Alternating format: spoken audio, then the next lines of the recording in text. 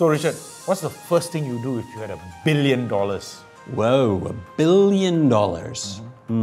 Take a round the world trip. Maybe buy a mega yacht. Maybe take a round the world trip on my mega yacht. Steady on there, Richard. Maybe the first thing you should do is talk to our guest today. Can he captain a mega yacht? Well, there's not much he can't do. Wow. He's Satyen Patel, the Executive Chairman of Eton Solutions. Satyen is on a mission to transform the family office proposition to the world's wealthiest families and individuals. He's joining us now to talk about the transformations he's led throughout his incredible career. Great. Let's get on with it. Let's do it.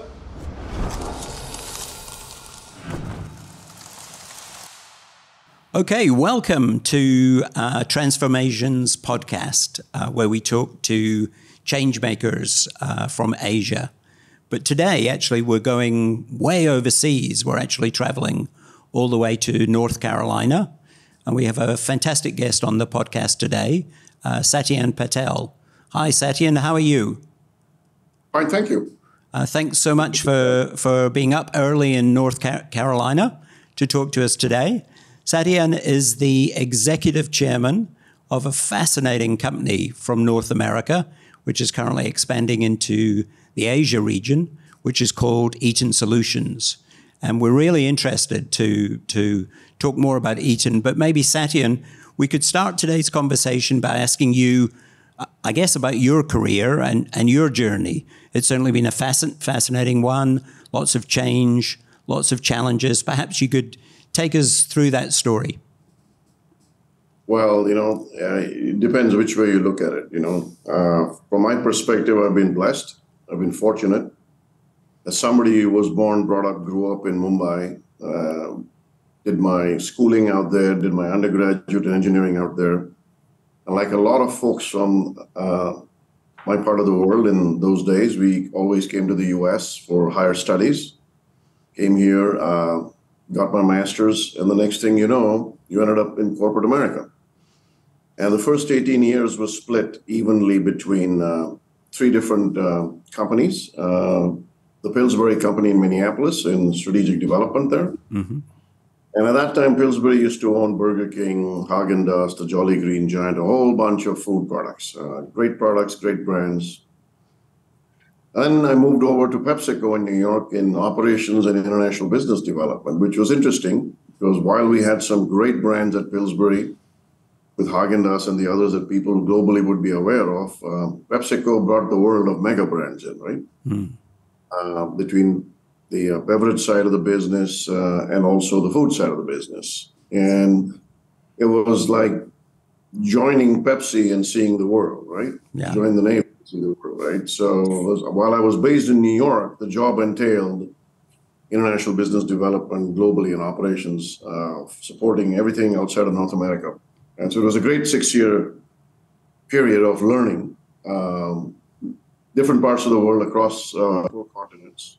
And the experience was priceless, almost like being with a consulting firm, right?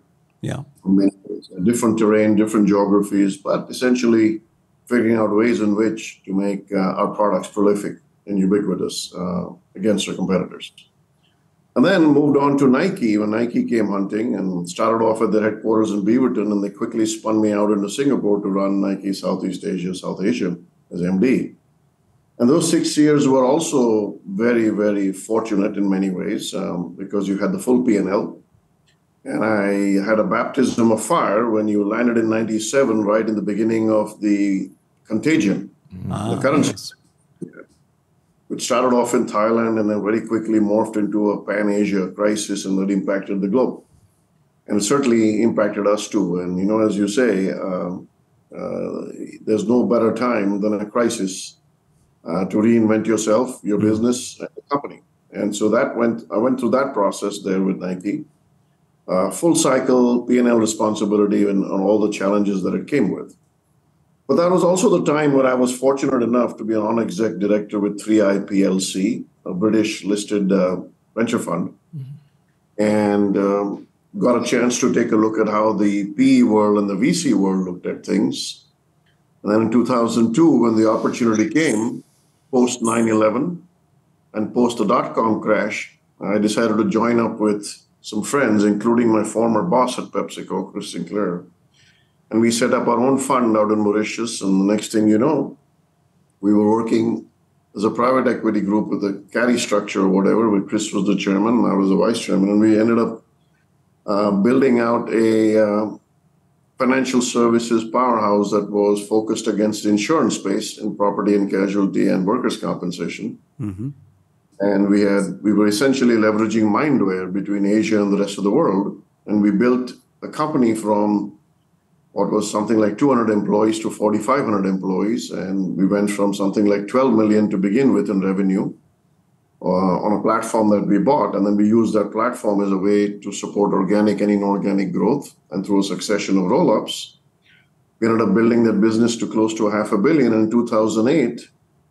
A few days before Lehman collapsed, we managed to sell the company, which was by that time a listed company on the Mumbai Stock Exchange, and we sold it to a listed firm in Britain that eventually became a part of HP Enterprises.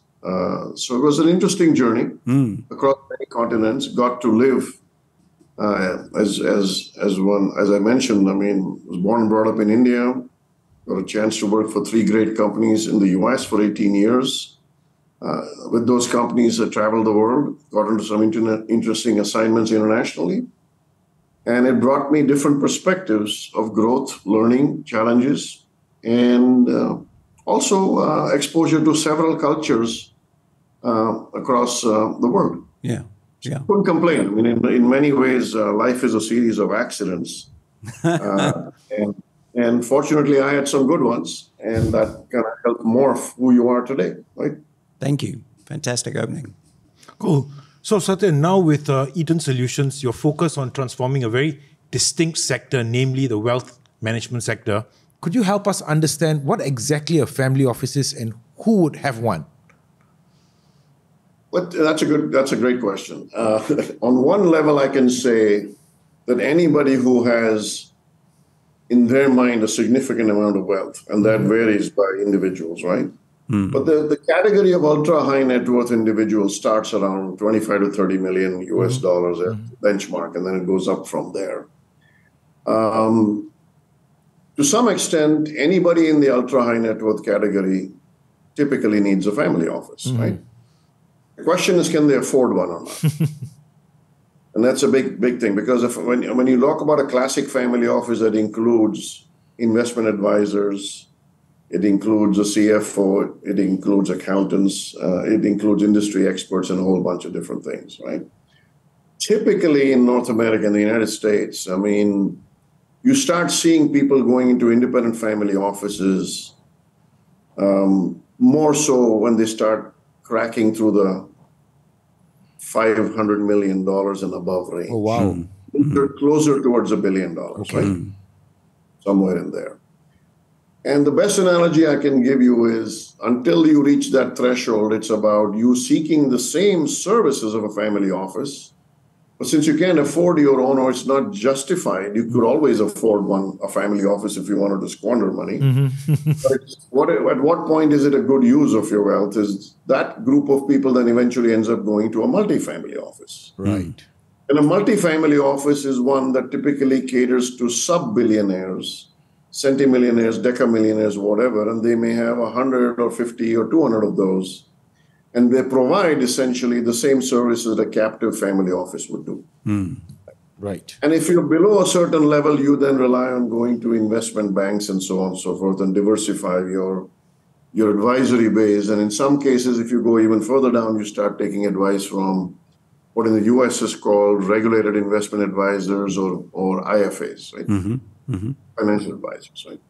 And there's some element of that in every country in the world, right? Yes. So that's what you do. But the biggest reason to have a family office is to essentially figure out a way in which you create a semblance of a family constitution, a charter, some corporate governance, some compliance issues, and some transparency issues. So you create a format of managing that wealth in a responsible way. Because it does come with tremendous responsibility, and you need to have the right custodians in charge of that, right? to do all the things you need to do, not only in terms of taking care for your immediate family members, your secondary and tertiary family members, but even society in general, your employees, what have you, right? Yes. And so that's what that, and it involves a lot of things, right? Because a family office is not about just managing your liquid assets, which could be securities, stocks, bonds, whatever, but also your illiquid assets, right? Which is your houses. If you have a family of, I don't know, between two generations, 10 or 12 people, and if each one of them has even one house, that's 12 homes to take care of. Yes, right? yes. How do you manage that? Well, it's the cars that you own, the boats that you have, and as you go higher up in your wealth, the yachts and the corporate jets that you have. So the analogy I give in the family office thing is there's a lot of people running around all over the world, even in your part of the world, in Singapore and others, where they run around with a business card that says, well, what do you do? So I have a family office, right? Without really understanding what that even means sometimes, right? And it's like a status symbol. Well, I drive a Ferrari, I drive a Lamborghini, so I have a family office, right? So what does it mean? So in those circumstances, going and working with a multi-family office is a good way to do it. And the way I describe that is, once you cross a certain barrier, you can afford private jet travel, right? Yes. Well, you don't have to own that private jet. You can have a fractional ownership in NetJets or whatever. And Yes. have a plane at the beck and call of the 100 hours or so in a year that you may fly versus the 365 days in a year. Well, you really don't need to own a private jet. So similarly, in certain family situations, you really don't need to have your own family office. You could do very well with a multi-family office. But once it gets to a certain level and above, then you need to have your own, because the things that you start doing are very peculiar to you, and the demands that you make on the multi-family office may be such that they can't meet your expectations. Right? And how did you describing? So that's the best way for me to describe a family office, right? Yeah, fantastic. And how did you see, I guess, that there was an opportunity to transform the sector? Well, this was a project that I stumbled upon through a common friend, and essentially I became a client of his in some ways. And then as I started working closely with his wealth management firm, a multifamily office here in North Carolina, I began to realize that this founder, who was the CEO of this multifamily office and wealth management firm that managed a few $1 billion for 40 plus clients, was onto something, and that he had developed this platform for his own MFO out of necessity. And as they say, necessity is the mother of invention. As he was forming his MFO, he started looking out for a technology platform on which to start operating his business. And he quickly found out, about 10 years ago this was, that there wasn't anything available out in the market that met the needs comprehensively of what a family office needs in terms of wealth management. And so he ended up bootstrapping this thing, hired a bunch of software engineers, and essentially started developing this platform by himself. One thing led to the other. I became the recipient of the product of the platform. And I said, you're onto something here, Rob. And I said, this is something we should explore about making it market-facing. And one thing led to the other. We brought in some consultants. They took a look at the market. And they realized pretty soon that this business had a reason to exist, that if we spun it off into a self-standing technology platform, SaaS company, with his MFO becoming the very first client 6 or 7 years ago, then the market had a need for this. And that journey took us to where we are today, where today, a little bit of plug for our company, Eton Solutions, we're operating globally and have clients in about 12 countries and climbing. We have about $425 billion of assets under administration on our platform, over 420 families on our platform. And we've done over $52 billion in bill pay and capital call transactions on our platform in the fiscal year 2022. We've spent over $40 to $50 million in product development in the last 4 years in muscling up the product and making it robust for scaling and to be market-facing. And over the last 2 years, we've decided to go international starting 2022 January. And earlier this year, we decided to establish an international headquarters in Singapore. and using it as a launch pad to grow the business outside of the Americas, which are still managed out of North Carolina. We have a global tech center operation in Asia, and we leverage that to support our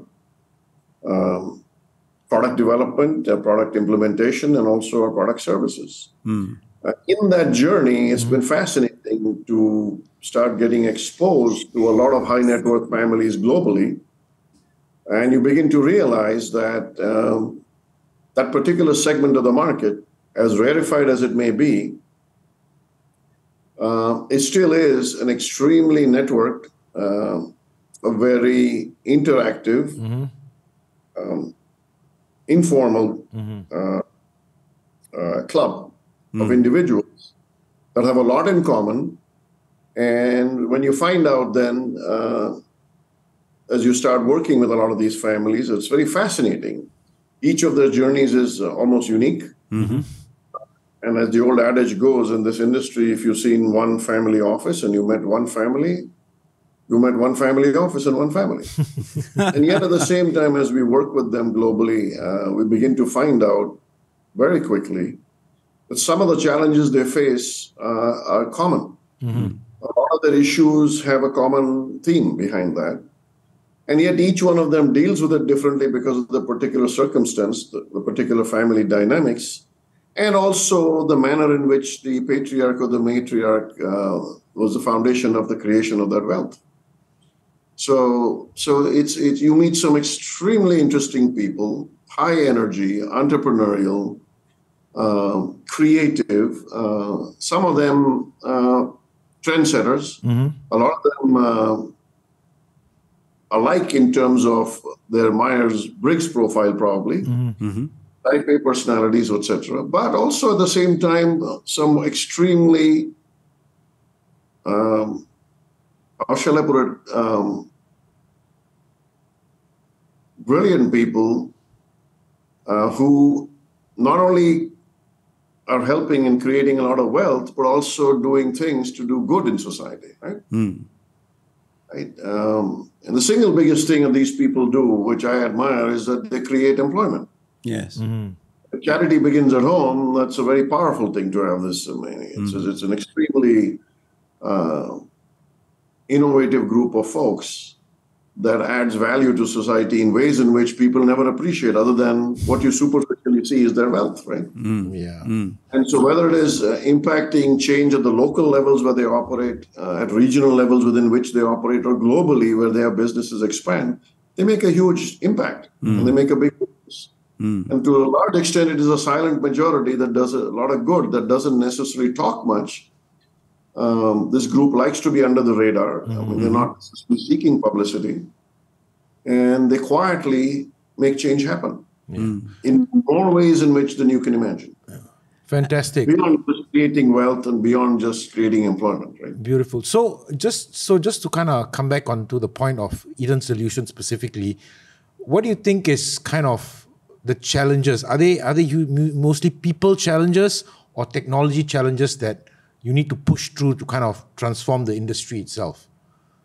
Well, growth brings its own challenges in any business, especially when you start thinking about global growth. It always starts with people, processes, right? Yep. And the product, obviously.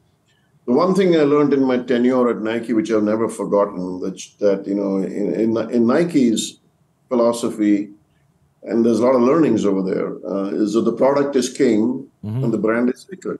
I mean, that actually translates to a lot of businesses, right? But the biggest thing that one has to take into account is organizational development for any company going through a growth phase. And so I wouldn't say it's necessarily a challenge, but the focus for us, 9 times out of 10, is people development. Right. And also making sure that you have the right talent working for you. So we're always... we're constantly on the search for good talent. And sorry, that's a never-ending cycle. Right? And sorry, what about on the on the family office side of things?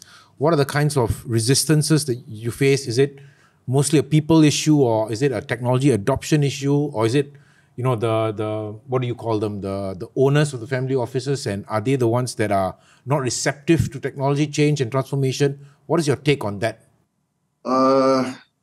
Look, it's a complicated question to answer, but I'll start off with this, right? Human beings, by definition, never like change, right?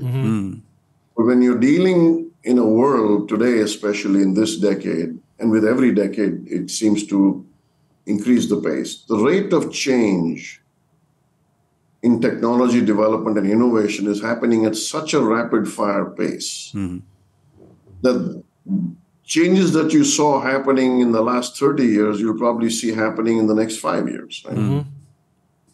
And changes that the last 30 years we saw didn't happen for the 100 years before that, right? Yep. It's Whatever exponential. period span you take, it's exponential.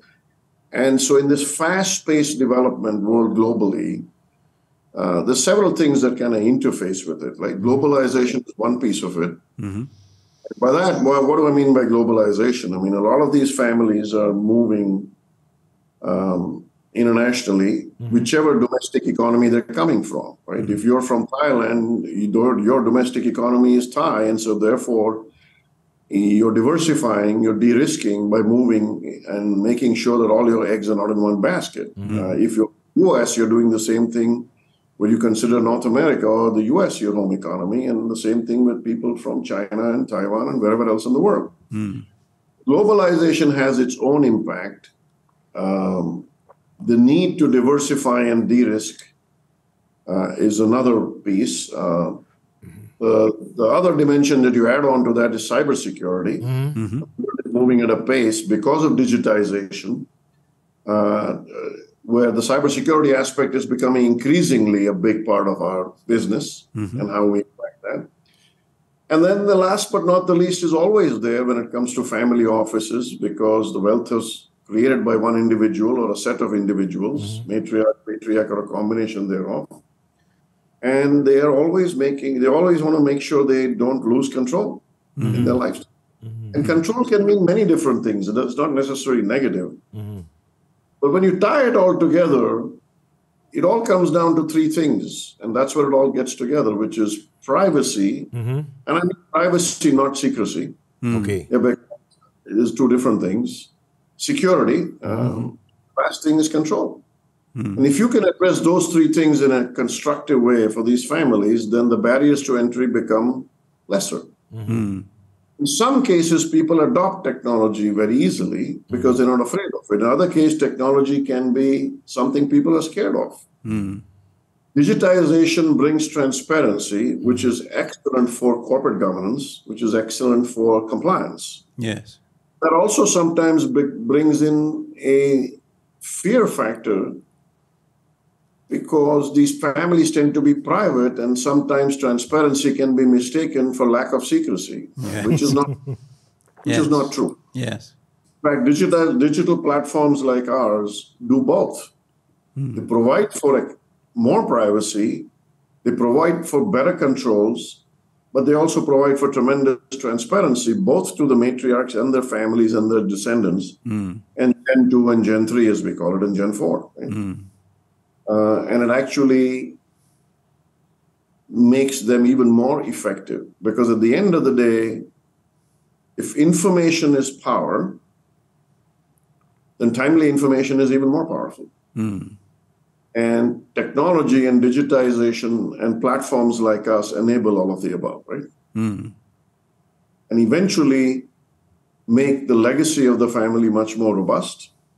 Transition of wealth from one generation to other becomes smoother. And the management of that wealth, which comes with a lot of responsibility, accountability, is not a small challenge for these families in terms of transferring custodianship of that wealth. Yes.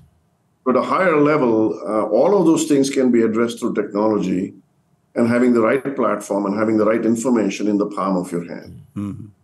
And do you see across these families, do you see different types of behavior or different types of beliefs in different parts of the world? Or is it all very similar? At some level, it's very similar. The intergenerational change is very similar. It doesn't matter whether you're transitioning from Gen 1 to Gen 2 to Gen 3 in North America or Europe or in different parts of the world, in Africa, in Asia, Latin America, wherever. Australia too. So there are elements of which are common, right? Now, 70% of the wealth that ultra-high net worth folks have, even today, and I'm just quoting statistics and data that I've read or that you have access, is still connected with the original business that those families ran. Right. Some of the most successful people in the world in creating wealth are still connected with their family businesses. While the world has moved towards extremely professionally run Fortune 500 companies too, even within Fortune 500 companies, there are certain families that still control the publicly listed brands and companies through different mechanisms. You don't have to own 51% of the company to control a company. There could be different ways of controlling a company through trust structures, different class of shares, what have you, right? And you find that in the new tech industry, with whether it's the Facebooks of the world or the Googles of the world or whatever, but you also, or Microsofts of the world, or you also find it in the old school companies, right? Which are in hardcore businesses. So to answer your question, no two families are alike. Right. The uniqueness of each family is interesting, but at the same time, the multi-generational change and the globalization and what media and digitization has done on so many different levels is the same. Right. We're finding internationally that the second and third generation don't necessarily want to even live in the same countries where the wealth was created. Right. And so there's a very different set of challenges. And the aspirational side of each of these families is to make sure that the diaspora is educated, right? The subsequent generations are very well educated, and that education doesn't always happen in the home country. Travel around the world. In some places, you go to the US, you go to UK, you go to Europe, and you go to Australia from some countries, wherever, right? And so that creates a different set of challenges, right? And there's also the other thing, right? When you grow up in wealth, and it's a second and third generation curse, right? You don't have that hunger and that fire in your belly too. And you see that. Yes. And that creates a different set of issues, right? Yes. But the families that transition them the best are the families that plan for it. And the families that have managed to make intergenerational wealth work over a longer period of time are the ones that think through this. And the real money is pretty quiet, and the real money is not noisy and not flashy. And these people actually never want to be out in the media, and they certainly don't want to be creating a lot of hoopla. And so there's different strokes for different folks, right? And do you think that sort of attitude around privacy and quietness and I guess non-flashiness, is that becoming more prevalent, do you think? Which always been around. Right. The old money has always been that way, right? I mean, there's a little bit of that going on with the nouveau-ish and stuff that you find, right? Coming to new wealth or whatever. There is a phase where sometimes you want to enjoy it, and some aspects of that may come across as flashy, even though they may not want to deliberately do that. Yes, right? yes. But you can't avoid flashiness if you're running around in Lamborghinis and Ferraris, right? No, you've got a yacht parked outside then. Yes. No, I think there was a lot of footage over the weekend, wasn't there, at the F1 in Monaco, of all the private yachts that were kind of lined up, and they sort of just seemed to get bigger and bigger and bigger until the last one was almost the size of a cruise liner. And it was, it appeared quite competitive. What about the future, Satyen? I know it's a difficult question, but this idea of change that is happening across society, and clearly technology is driving a lot of that. But do you see a lot of change within the industry that you're working in going into the future? Absolutely. Absolutely. How do you see that playing out? Well, we're still in its nascency, right? I mean, you've got to remember this whole industry of having single-family and multi-family offices has not been in its mass scale as we see it today. It's been around for only 15, 20, 25 years. Right. That doesn't mean wealth has not been around. in certain families for hundreds of years. Yes. There are old European families where wealth has been around for multiple centuries too. Right. And then you know the same names that I do, right? And those names are historic, right? And some of them came through royalty, and some of them came through merchant bankers to royalty, whether it's the Rothschilds or whatever, right? And then that whole thing continued, right? So it's not like it hasn't been around, but as we see it in its current form, it's fairly new, and it's even newer in the emerging markets, right? Or the newly developed markets, even the G20 or the G7, right? So I think we're still in the second innings of this game, right? Okay. Long way to go. We use a baseball analogy, and there's a lot that will happen in the next few years, and it's still a very blue ocean. Right. And a lot of people still have to get to adoption of this technology, but it's happening at a pace that's very rapid. And like I said, it's growing at a exponential rate. I mean, getting growth rates of 100% in this industry is not unusual because of the nascency in which that industry is. And it's also to do directly with the amount of wealth that's being created around the world, right? At a pace at which it is unbelievable. Just think about it, some statistics to share, right?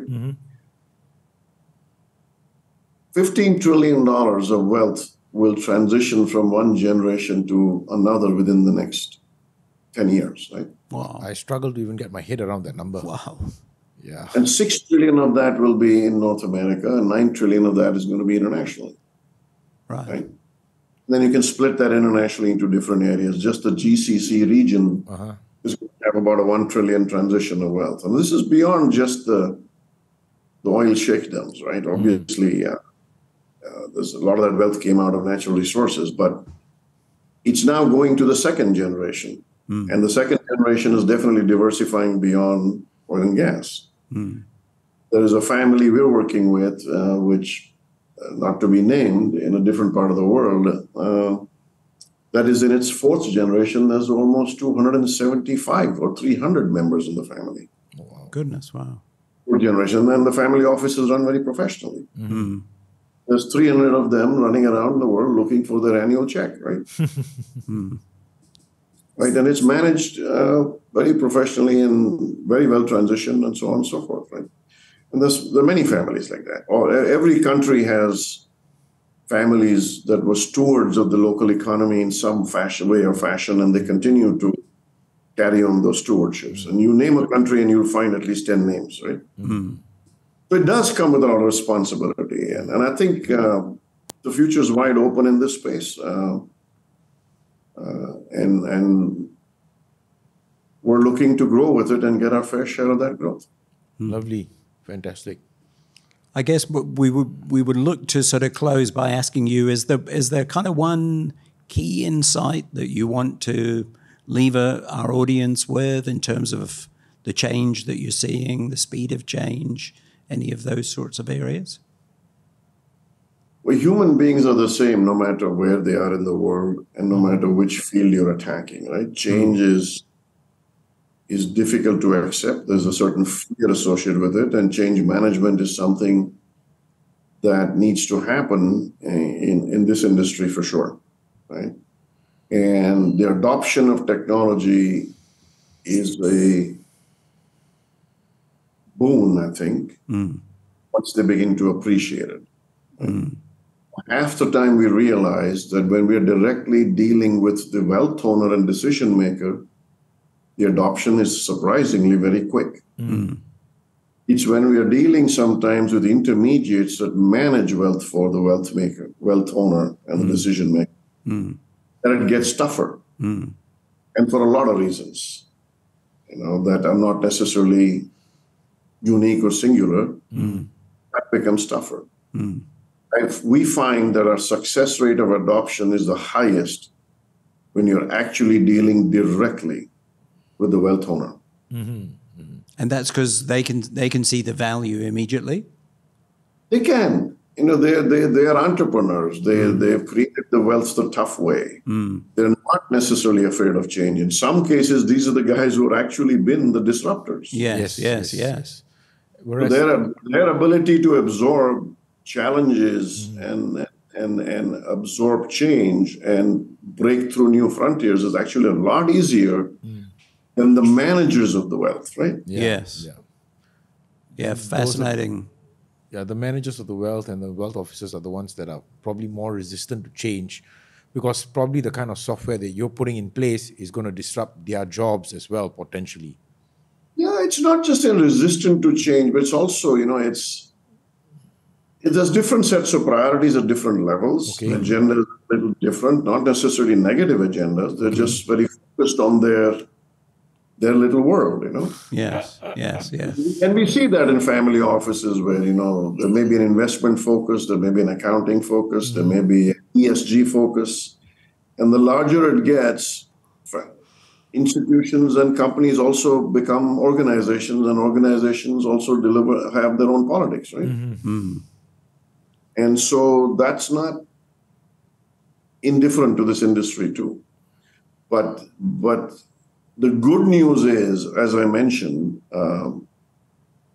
if you're dealing with the first gen, and if you're dealing with people who are still involved in the business in the second gen and still continuing the business, that's much easier to deal with them there. Yes.